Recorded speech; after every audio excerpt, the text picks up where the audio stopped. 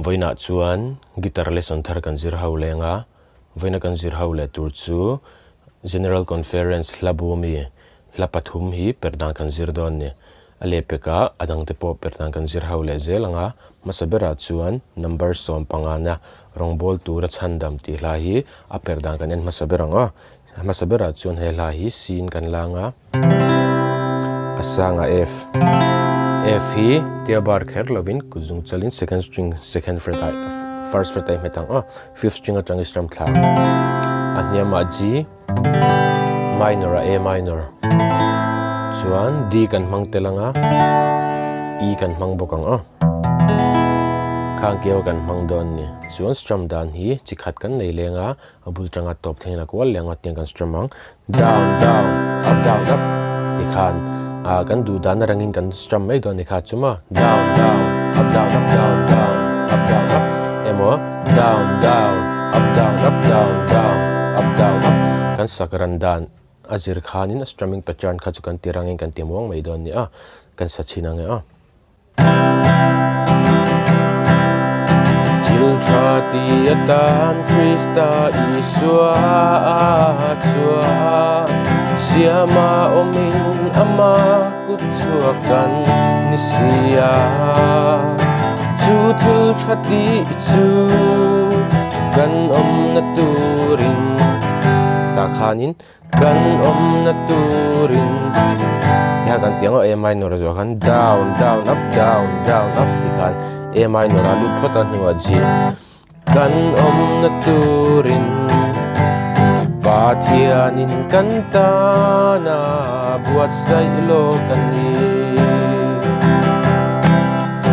Rongbol tur chandam Christian chalaite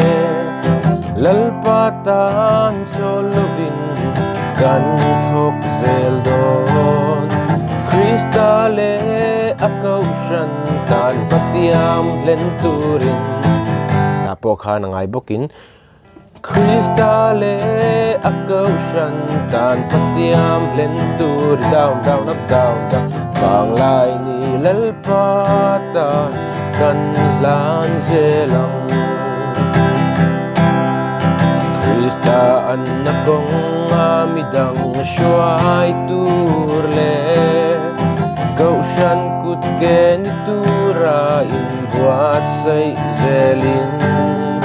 Zanchin chap wonder Tupui bernise Rana lalpata ilan zelang Rongbol tur chandam Christian chalaite lalpatan solovin kan thok zeldon Kristale akaw shantan matiam lenturin Fanglay ni lalpatan kan lan zelang Adot lea chuan number som ni pahni na mangai na lo ni ti hla kha perdan kan zir ho leng helai chu standard key in D in kan langa asanga G Niama A Suan A7 kan mang telanga E kan mang bokang khang keo kan mangang ten kan strum don ni strum dan po down up tikhan rang da uhlekin kan zom le char charang down up up kalalpa min shuai nahi tuin ka shil seng don lo Kazay le kaban parte zong ko yan amangay an shil seng lo min hangay na tiyardo nila kasing yan na shil paglo kanun le kanay zong tenen yan amangay na alaw ni chak na lulema Amal som kachiar seng lo Kamamo chitin min pe lam tuang zim le thim ka zo lai po amangai banin min kai chin dule khami zo khan D7 a han lut zewila chorus ludona khan amangai banin min kai chin D7 a lut zewang ho an nal ve do ta min mangai na siar do nila ka shin ya na shil sing lo kanun le kanai zong tenen piano amangai na alo ni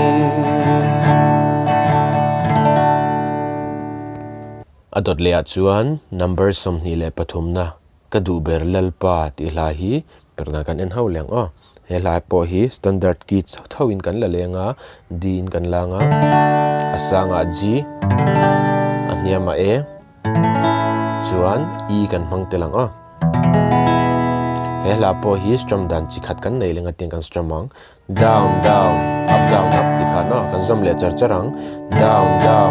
down up hey le chen kum tam min shuai tu kalalpa katan ivalu em ta te kan katan ivalu em dia kha chuan down down up ti hanga kalo katan ivalu em angai bung kal leang na na na reng ka chiar seng lo lim le lom na cha tuan ne ta po hian a chorus kan lut don a khan D7 a du le kan lut zeu thaya itello chuanin mit khap kar po kanu zo lo ka sao a khan I a kan lut anga kanung zo lo ka sao le chi ta po khan down up nang chau I ni ka du ber le chatuan the nga ka bel tur che second verse good lang oh ka ching mi khua fia lo ma se tharau mi tin fia ka chandam du ka vui lo ve po thing se chatuan van khovat min shuai thengang itello chuanin mit khap kar po kanung zo lo ka sao le chin nang châu I ka du ber le chatuan the nga ka bel tur se